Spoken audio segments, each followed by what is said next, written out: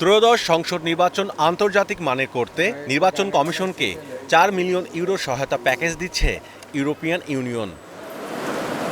আগারগাঁওয়ের নির্বাচন ভবনে মঙ্গলবার সকালে সিইসি-এএমএম নাসিরউদ্দিনের সঙ্গে বৈঠকের পর এই কথা জানান বাংলাদেশে নিযুক্ত ইইউ রাষ্ট্রদূত মাইকেল মিলার।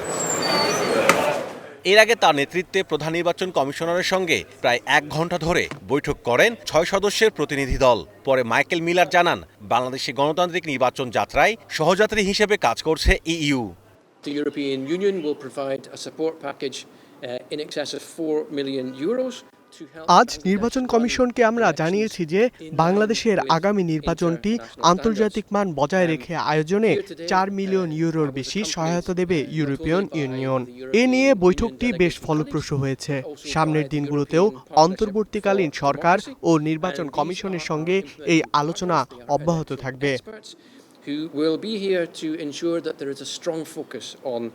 এছাড়া দক্ষতা বৃদ্ধি, বিশেষজ্ঞ পরামর্শ, কার্যকর পরিকল্পনা ও বিরোধ নিষ্পত্তি প্রক্রিয়ায় নির্বাচন কমিশনকে সহায়তা করবে ইউরোপিয়ান ইউনিয়ন। সেপ্টেম্বরে ইইউ প্রাক নির্বাচনী পর্যবেক্ষক দল ঢাকায় আসবে বলেও জানান তিনি।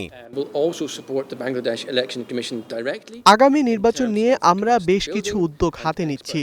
এর মধ্যে নির্বাচন কমিশনের পাশে থাকা ছাড়াও রয়েছে মাঠ পর্যায়ের কাজে দেশীয় পর্যবেক্ষক সংগঠনগুলোর ক্ষমতা বাড়ানো, ছোট ছোট নাগরিক সংগঠনের সঙ্গে কাজ করার মতো বিষয়। পাশাপাশি চলবে ভুয়া তথ্য ছড়ানো বন্ধে বিশেষজ্ঞ পর্যায়ের আলোচনা।